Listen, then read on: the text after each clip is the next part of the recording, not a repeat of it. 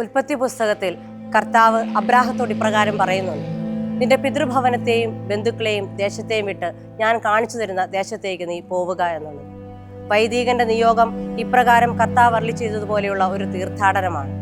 സഭയുടെ നന്മയ്ക്ക് വേണ്ടി മറ്റ് മേഖലകളിലേക്ക് യാത്രയാകുകയാണ് വൈദികർ.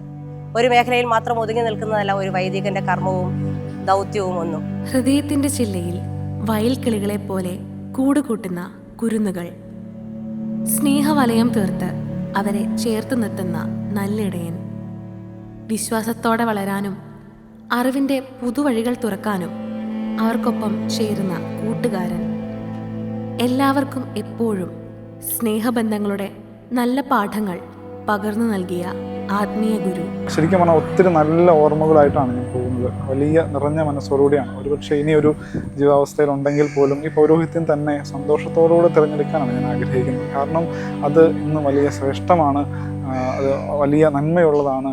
ഒത്തിരി കുടുംബങ്ങളെ അനുഭവിക്കാനും സ്നേഹത്തോടെ ചേർന്ന് നിൽക്കാനും അവിടെ വിഷമങ്ങളും സങ്കടങ്ങളും ഒക്കെ മനസ്സിലാക്കാനും ഒക്കെ സാധിച്ചു.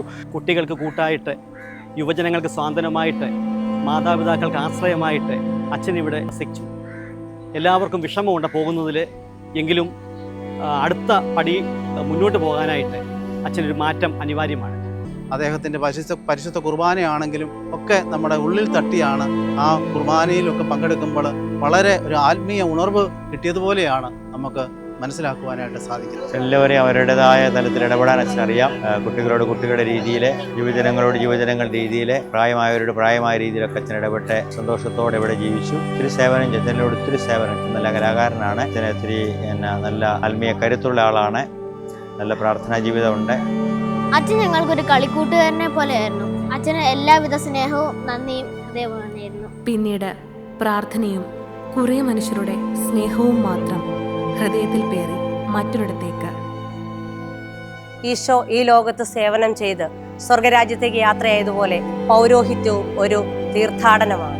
ഒരിടവകയിൽ നിന്നും മറ്റൊരിടവകയിലേക്ക് ആ ജനങ്ങളെ സേവിക്കാനായി വൈദികർ നടത്തുന്ന തീർത്ഥാടനം.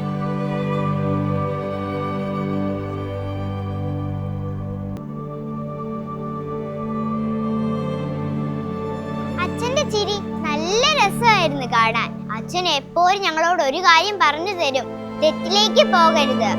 അച്ഛൻ പോകുന്നതില് ഞങ്ങൾക്ക് വളരെ വിഷമമാണ്. വിശുദ്ധ കുർബാന സ്വീകരണ വേളയിൽ മുതിർന്നവരോടുകൂടി ഏതൊരു കുഞ്ഞുകുട്ടി അവിടെ വരുമ്പോഴും അച്ഛന് ആ ഒരു സമയത്ത് അവരുടെ തലയിൽ കൈവച്ച് പ്രാർത്ഥിക്കാറുണ്ട്. അത് സാധാരണഗതിയിൽ നമ്മൾ കാണാത്തൊരു കാര്യമാണ്. അത് തൻ്റെ കരുതൽ എല്ലാവരിലേക്കും എത്തിക്കുക എന്നുള്ള അച്ഛൻ്റെ ആ ഒരു നയമാണ് അതിലൂടെ വ്യക്തമാകുന്നത്. അച്ഛൻ്റെ സാമീപ്യം തന്നെ ഞങ്ങൾക്ക് ആത്മീയ ഉണർവ് പകർന്നു വന്നിട്ടുണ്ട്. ഒരു പിതാവിൻ്റെ സ്നേഹവും വാത്സല്യം മക്കളോടെന്ന പോലെ ഞങ്ങളോട് കാണിച്ച ആ ആത്മീയ ഗുരുവിന് എല്ലാവിധ യാത്രാമംഗളങ്ങളും നേരും. സഭയുടെ പുതിയ വെളിച്ചമായി പുതിയ ദേവാലയത്തിലേക്കുള്ള മാറ്റം, പൗരോഹിത്യത്തിലെ ഏറ്റവും വികാരനിർഭരമായ സന്ദർഭം, പിതൃവാത്സല്യത്തിൻ്റെ കരുതൽ ഏറ്റുവാങ്ങിയവർ, സഹോദര തുല്യമായ സ്നേഹം അനുഭവിച്ചറിഞ്ഞവർ. ആരെയും ഒരിക്കലും ഹൃദയത്തിൽ നിന്ന് അടർത്തി മാറ്റാനാവില്ലെങ്കിലും മാറ്റം അനിവാര്യമാണ്. അത് നിയോഗമാണ്. സഭയ്ക്കായി ജീവിതം സമർപ്പിക്കുന്നവരുടെ ദൈവിക നിയോഗം.